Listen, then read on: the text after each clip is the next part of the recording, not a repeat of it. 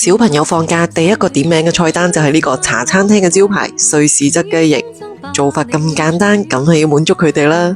鮮香嫩滑爆晒汁，個仔話好食到停唔到口啊！雞翼呢唔使戒花刀嘅，用鹽水解凍咗之後，凍水落鑊，加啲薑蔥、料酒，飛一飛水。唔想咁嘥豉油呢，搵個屋企細啲嘅鑊。我今日直接用淘大嘅瑞士汁。呢支係港版嚟㗎，佢冇防腐劑，真正嘅港式風味。除咗整雞翼、雞中翼之外，用佢整瑞士乳鴿都好正㗎。一碗瑞士汁呢，就配一碗嘅清水，就係咁簡單，完全唔需要自己去炒料，再溝生抽、老抽、白砂糖，煮到佢微微地滾起啦，就放入啲雞翼。只要你浸得落去，呢個配比整10隻到15隻都冇問題㗎。